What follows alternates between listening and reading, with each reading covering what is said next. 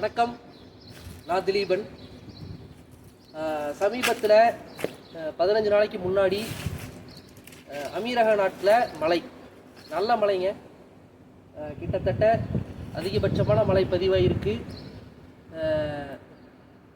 ரொம்பவுமே இழப்பீடுகள் கொஞ்சம் அதிகம்தான், இல்லைன்னு சொல்லலைங்க. இப்போ இதை பற்றிய கருத்துக்களில் சமீபத்தில் நான் பார்த்ததில் எல்லாருமே என்ன போட்டுருக்காங்க அப்படின்னா, துபாய் இயற்கையோட விளையாடுறாங்க, அவங்க மழையை உருவாக்குறாங்க, அதுதான் காரணம். துபாய் நிறைய மழை உருவாகிறதுக்கு இவங்க சீடிங் பண்ணுறாங்க, விதைக்கிறாங்க, மழையை மேகங்களை உண்டு பண்ணி மழை நிறைய கொண்டு வராங்க அப்படிங்கிற மாதிரி நிறைய காணொளிகள் நான் யூடியூப்பில் பார்த்தேங்க. இப்போ நான் என்ன சொல்ல வரேன்னா, இவங்க பண்ணுறாங்க அப்படின்னா இவங்களுக்கு மழையின் தேவை அதிகமாக இருக்குது. ஏன் அப்படின்னா துபாயில் உலகத்தில் இருக்கிற எல்லா நாட்டில் இருந்தும் வேலைக்காகவும் மற்ற இதுக்காகவும் மக்கள் அதிகரிச்சுட்டே இருக்கிறாங்க. அப்போ அந்த இடத்துல நம்மளுக்கு நீர் தேவை இருக்குது. அப்போ நீர் தேவை இருக்கிற போது நம்மளுக்கு நல்ல தண்ணி வேணும்னா மேகத்திலிருந்து கொண்டு வந்தால் மட்டும்தான் நம்மளுக்கு நல்ல தண்ணி நல்லதாக கிடைக்கும். அதனால இவங்க அடிக்கடி சீடிங் பண்ணுவாங்க. சமீபத்தில் அவங்க பண்ணதில் அவங்க சீடிங் பண்ணல, அது இயற்கையாக வந்தது தான். ஆனால் அது கொஞ்சம் அதிகபட்சமாக வந்துருச்சு, சரிங்களா? இப்போது அதை விட்டுருங்க, அது முடிஞ்சு. இங்கே அதை எதிர்பார்க்கல. இங்கே அதற்கான கட்டமைப்பும் இல்லை. இங்கே மழை வரும், இவ்வளோ மழை வரும், நாங்கள் இவ்வளோ தண்ணியில் மிதப்போம் அப்படின்னு இங்கே யாருமே எதை பற்றியுமே கவலைப்படலைங்க. இங்கே எல்லாமே வெயிலுக்காக மட்டும்தான் செஞ்சிட்ருக்குறாங்க. இங்கே பார்த்தீங்க அப்படின்னா எல்லா பில்டிங்குமே பார்த்தீங்க அப்படின்னா வெயிலுக்காக மட்டும்தான் இருக்குமே தவிர மழைக்காக இருக்காது, சரிங்களா? இதை விட்டுருங்க. இப்போது துபாய் நீங்கள் எடுத்துக்கிட்டீங்க அப்படின்னா எங்கே பார்த்தீங்க அப்படின்னாலும் வேப்ப மரம் இருக்குது, அந்த சைடில் முருங்கை மரம் இருக்குதுங்க, அந்த சைடில் அரச மரம் இருக்குது, இது நம்ம பாதானிக்காய் மரம் இருக்குது, மாமரம் இருக்குது, சரிங்களா? நான் நிற்கிறது வேப்ப மரத்தடியில்.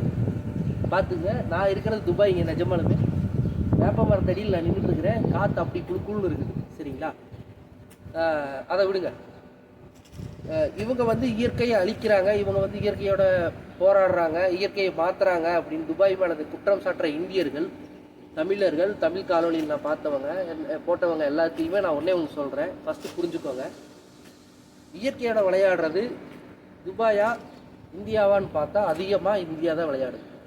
எப்படி அப்படின்னா, மலைகள் உடைக்கப்படுது, ஆற்று மணல்கள் அள்ளப்படுகிறது, மரங்கள் வெட்டப்படுது, எல்லாமே பண்ணுறது நீங்கள் தான் பண்ணுறீங்க. நீங்கள் அந்த மாதிரி எதுவுமே பண்ணலீங்க. இவங்க இயற்கையை எதுவுமே பண்ண மாட்டாங்க, உருவாக்கிட்டு தான் இருக்கிறாங்களே தவிர இவங்க அழிக்கலை. இவங்க முடிஞ்ச வரைக்கும் நம்மளுக்கு மழை வேணும் அப்படிங்கிறதுக்காக தான் சீடிங் பண்ணுறாங்களே தவிர மற்ற எதுக்காகவும் சீடிங் பண்ணுறதில்ல. இவங்க பண்ணுறது அது மட்டும்தான் பண்ணுவாங்க. நீங்கள் இந்த சாலையில் எடுத்துக்கிட்டீங்க அப்படின்னா அதிகபட்சமாக நீங்கள் எங்கே போனீங்கனாலும் சரி, சாலை ஓரங்களில் கண்டிப்பாக மரக்கன்றுகள் இருக்கும், மரங்கள் இருக்கும். எங்கே பார்த்தீங்கன்னாலும் பச்சை பச்சையாக தான் வச்சுருப்பாங்க. உங்களுக்கு எல்லாமே கிடைக்குன்னு வைங்களேன், எல்லாமே இருக்கும். பார்த்தீங்கன்னா இங்கே தண்ணி இல்லையா அப்படின்னு கேட்குற அளவுக்கு தான் வச்சுருக்குறாங்க. எங்கே பார்த்தீங்கன்னாலும் தண்ணி 24 மணி நேரம் வந்துக்கிட்டே தான் இருக்குது. நல்ல தண்ணி தான் வருது, கொஞ்சம் சூடாக தான் வருங்க, ஆனால் நல்ல தண்ணி தான் வரும். பார்த்தீங்க அப்படின்னா எல்லாமே வச்சுருக்குறாங்க. ஆனால் இந்தியாவில் இப்போ சமீபத்தில் நான் ஈரோடு மாவட்டத்தை சேர்ந்தவன். ஈரோட்டில் இருந்து சத்தியமங்கலம் போகிற வரைக்கும் இருந்த சாலையில் ஒரு மரம் கூட இப்போ இல்லை, சரிங்களா? நான் சமீபத்தில் 2 மாதத்துக்கு முன்னாடி நான் ஊருக்கு வந்திருந்தேன். அது என் ஊரா பக்கத்து ஊரா அது எந்த இடம்னே எனக்கு மறந்துடுச்சு. அந்த அளவுக்கு அடையாளம் தெரியாமல் நீங்கள் மாற்றி வச்சுருக்கீங்க. அங்கே சாலையில் இருபுறமும் இருந்த புளிய மரம் எல்லா மரத்தையும் வெட்டி எடுத்துட்டு ஒரு மனசாட்சியே இல்லாமல், ஒரு எப்படி சொல்கிறது, அவ்வளோ அசிங்கமாக இருக்குது அந்த இடம். எவ்வளோ நீட்டாக இருந்துச்சு, எவ்வளோ அழகாக இருந்துச்சு அந்த பகுதிகள். இப்போ எப்படி இருக்குது அப்படின்னு பார்த்தீங்கன்னா உங்களுக்கே அடையாளம் தெரியாது, சரிங்களா? அந்த பகுதியில் இப்போ அடையாளம் தெரியாத மாதிரி மாற்றி அங்கே இருந்த மரங்களையெல்லாம் வெட்டி எதுக்கு நீங்கள் சாலை போடுறீங்க?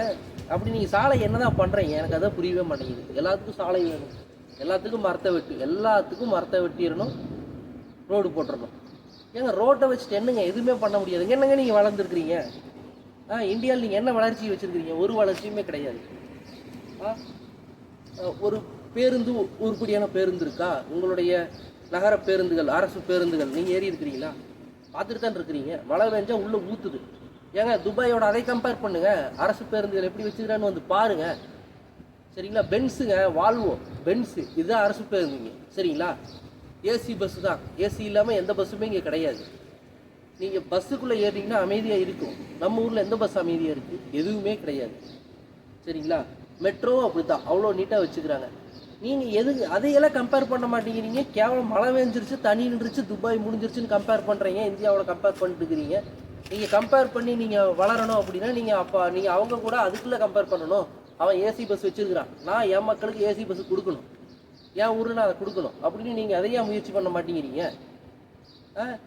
எலக்ட்ரிக் இது கொண்டு வரங்கிறீங்க, எல்லாமே இதில் பண்ணணும், எல்லாம் டேப்பிங் பண்ணணும் அப்படிங்கிறீங்க. பஸ்ஸில் இங்கே டேப்பிங் தாங்க. இங்கே நான் டிக்கெட் எடுத்ததே இல்லை, கிடையாது. இது வரைக்கும் நான் டிக்கெட் எடுத்தது கிடையாது. என்கிட்ட கார்டு இருக்குது, கார்டை டேப் பண்ணிட்டு நான் போவேன், அவ்வளோதான். கண்டக்டர் கிடையாது, டிரைவர் மட்டும்தான். உடனே ஐயோ கண்டக்டர் வேலையெல்லாம் போயிடும் அப்படிலாம் கிடையாதுங்க. கண்டக்டருக்கும் வேலை இருக்குது. சரிங்களா? அவங்கெல்லாம் முன்னாடி ஏசி போட்டு அவங்க ஜாலியாக உட்காந்துருப்பாங்க, அவங்களுக்கு அதான் வேலை. அப்புறம் செக்கிங்கு அப்பப்போ வந்துவாங்க, செக்கிங் பண்ணுவாங்க, அவ்வளோதான். சரிங்களா?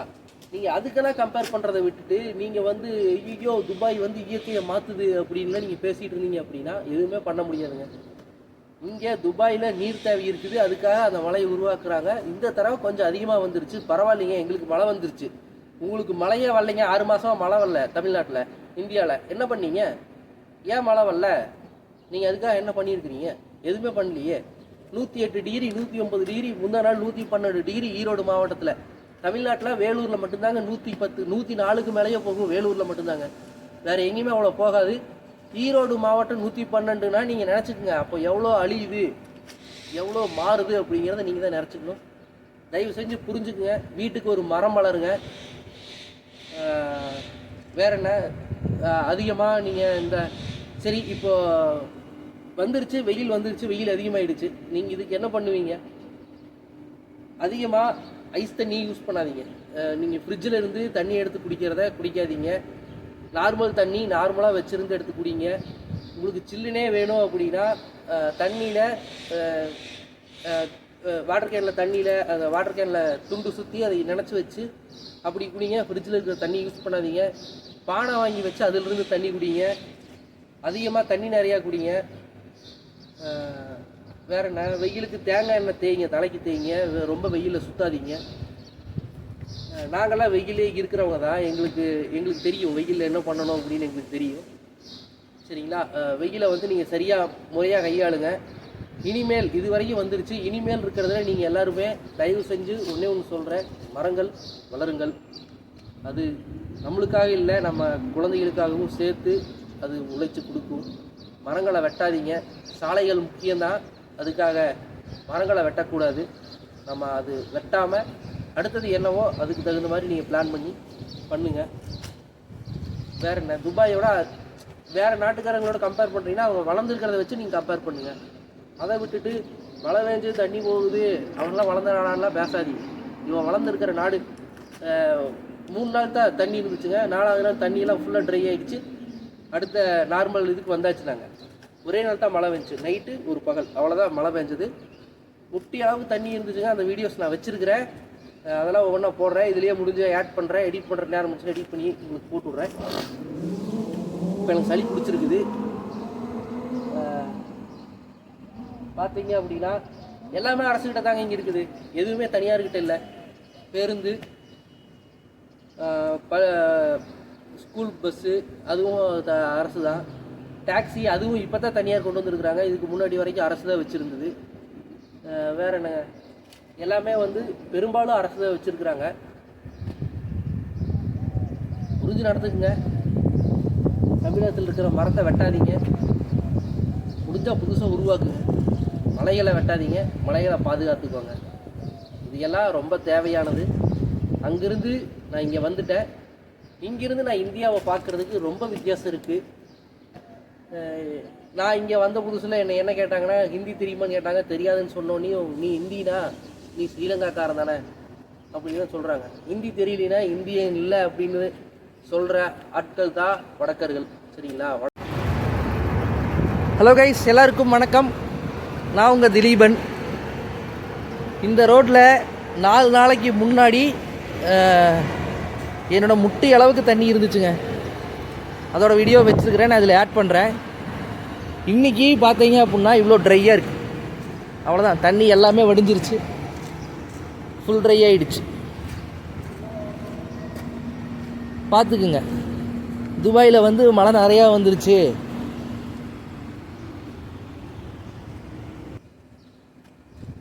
வணக்கம்.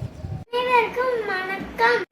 அடுத்தவங்க கூட முதுகு பின்னாடி நம்ம செய்ய வேண்டிய வேலை தட்டி கொடுக்கறது மட்டும்தான் இருக்கணும். அது மாதிரி குழி தோண்ட முடி பண்ணிட்டா மரம் நட்டுறக்கோ செடி நட்டுறக்கோ மட்டும்தான் குழி தோண்டணும். மரத்துல மழை பெய்யலாம். நன்றி, வணக்கம்.